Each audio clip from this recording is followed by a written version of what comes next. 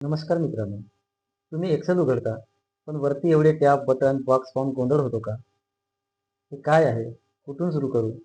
जर असे प्रश्न पडत असतील, तर आजचा हा व्हिडिओ तुमच्यासाठीच आहे. मी आहे संदीप आणि तुम्ही पाहत आहात द टेक्निकल वर्ल्ड हे यूट्यूब चॅनल. मित्रांनो, आज आपण शिकणार आहोत MS एक्सेल इंटरफेस म्हणजे एक्सेलचा पूर्ण नकाशा. मित्रांनो, एक्सेल इंटरफेस म्हणजे काय? एक्सेल इंटरफेस म्हणजे एक्सेल उघडल्यानंतर आपल्याला जे दिसतं ते सगळं. उदाहरणार्थ जसं घरात दरवाजा, खोली, कपाट तसं एक्सेलमध्ये menu, button, sheet, cell. Interface समजलं की एक्सेल अर्धा शिकला समजा. एक्सेलच्या सर्वात वरती दिसतं त्याला म्हणतात टायटल बार.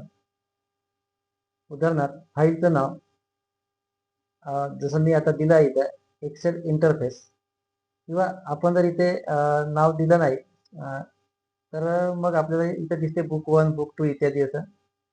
याला आपण एक्सेलचं नाव पण म्हणू शकतो. म्हणजे आपण कोणत्या फाईलमध्ये काम करतोय ते आपल्याला कळतं.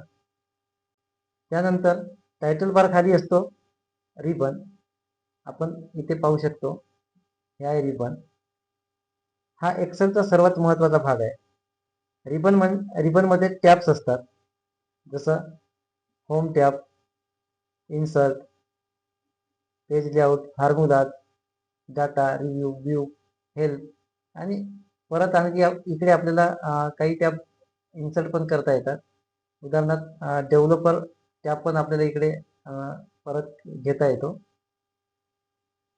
आणि होम टॅब सर्वात जास्त वापरला जातो. उदाहरणार्थ font size, bold, italic, underline, number format. यामध्ये clipboard, font, alignment, number, style, cells, editing असे सगळे ग्रुप दिसत आहेत. तर बाकी पण टॅबमध्ये अशाच पद्धतीचे ग्रुप्स आणि प्रत्येक ग्रुपमध्ये कमांड्स आपल्याला पाहायला मिळतील. सुरुवातीला फक्त होम टॅब समजला तरी पुरेसा आहे. त्यानंतर नेम बॉक्स, फॉर्म्युला बार. नेम बॉक्स इथे असतो. म्हणजे जसं आपण या सेलमध्ये क्लिक केलं की या सेलचं नाव इथं आपल्याला दाखवतो. उदाहरणार्थ H1. तर अशा पद्धतीने हा आहे आपला नेम बॉक्स. इथे दिसतो आपल्याला फॉर्म्युला बार.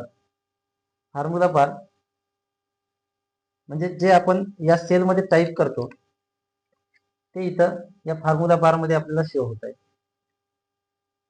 आणि इथे फॉर्म्युला लिहिला जातो. एक्सेल शिकताना फॉर्म्युला बार खूप महत्वाची आहे.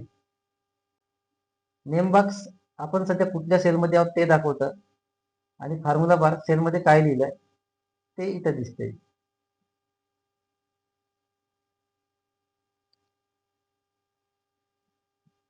त्यानंतर एक्सेल शीटमध्ये कॉलम्स.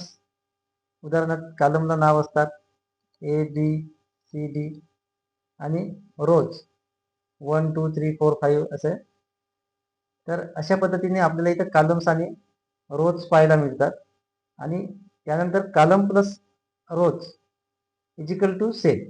म्हणजे एक कॉलम आणि एक रोज असं मिळून इथे हा जो तयार होतो त्याला म्हटलं जातं सेल. एक्सेलमध्ये सगळी गणिते सेलमध्येच होतात. उदाहरणार्थ आपण एखादा फॉर्म्युला तयार करायचा असेल किंवा एखादी व्हॅल्यू इथे एंटर करायची असेल तर आपण इथे असं टाईप करू शकतो.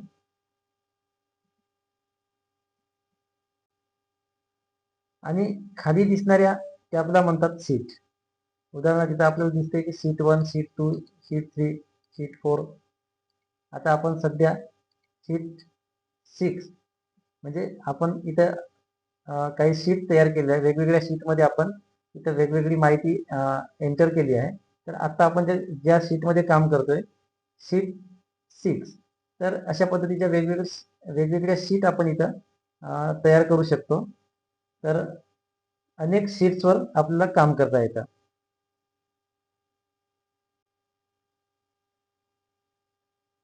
तर मित्रांनो, आज आपण एक्सेलचा नकाशा समजून घेतला.